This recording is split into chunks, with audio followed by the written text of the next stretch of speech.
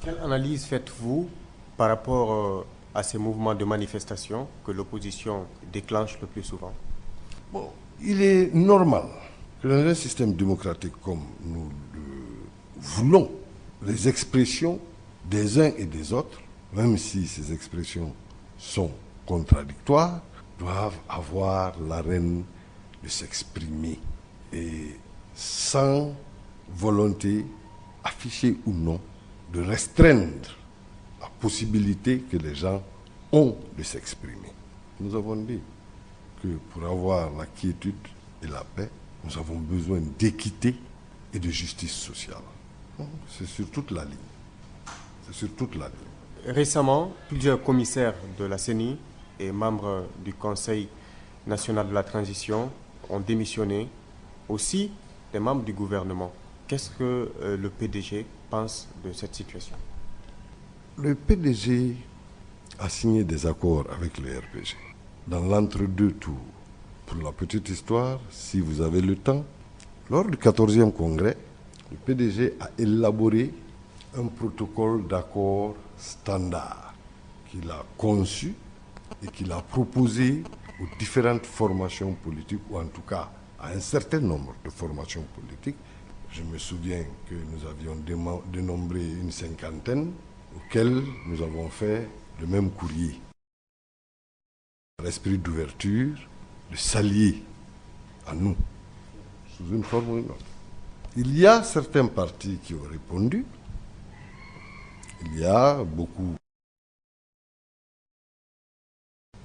Mais parmi ceux qui ont répondu, figurait déjà le RPG. Bon, nous avons estimé néanmoins, puisque au deuxième tour, seulement 2 candidats restaient, nous avons estimé qu'il faille donner également la chance aux 2 candidats par rapport à l'adhésion du PDG.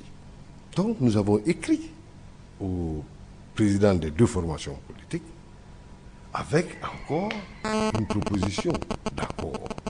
Je vous dis d'emblée que déjà le RPG avait réagi la première fois. Donc ils étaient en contact déjà avec le parti. Nous avons attendu, mais nous n'avons pas eu de réaction de l'UFDG. Néanmoins, nous avons estimé qu'il faille demander, ce que nous avons fait par voie de téléphone. On nous a répondu que le courrier du parti avait disparu dans l'administration de l'UFDG, avec des excuses. Et conséquemment, la direction de l'UFDG a promis de réagir. Mais seulement voilà, cette réaction a encore tardé. Et pendant ce temps, les relations avec le RPG se renforçaient, puisqu'ils étaient là. Je raconte cette histoire pour vous dire que les choix du PDG ne sont subordonnés à rien d'autre. Aucune considération subjective. Aucune. Ils sont subordonnés à des considérations objectives par rapport au renforcement de notre unité nationale, parce que nous savons que c'est le ciment pour notre développement économique, enfin notre prospérité de demain. Je vous dis tout ça pour vous dire quelle est la position du PDG dans ce qui paraît être ce chaos politique. C'est normal.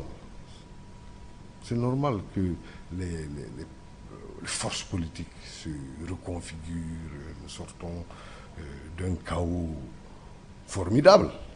Quand vous prenez les 24 ou 20 combien d'années qui ont suivi 84, et sans porter un doigt accusateur vis-à-vis de qui que ce soit, ce n'est pas là notre propos.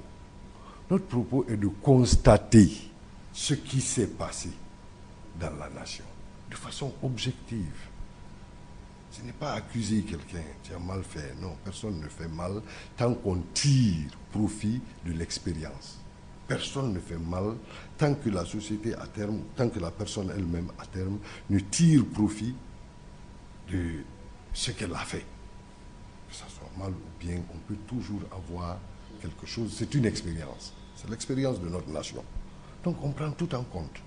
Maintenant, par rapport aux démissions. Les démissions, mais c'est normal. Les ministres sont venus au gouvernement parce que ces ministres ont négocié avec le parti auquel ils appartiennent. Bon, si ce parti se distance du gouvernement au point de vouloir assumer la rupture et de tirer ces éléments du gouvernement, mais n'est-ce pas qu'il est libre de le faire? À notre avis, bon, c'est une question qui s'est posée. Les démissions sont apparemment acquises et le gouvernement va continuer. Je pense que le président de la République prend son temps, choisit les cadres qu'il pense pouvoir assumer ses responsabilités et puis propose les positions conséquemment. C'est une suite logique. C'est un choix que les partis politiques ont fait. Et donc, de part et d'autre, tout le monde assume. Et puis, on continue. Vous, en tant que secrétaire général du Parti démocratique de Guinée, est-ce que nous pouvons connaître exactement quelle approche préconisez-vous pour une sortie rapide de crise? Nous venons de publier une déclaration. Une déclaration qui exprime la position de notre parti par rapport à la finalisation de la transition.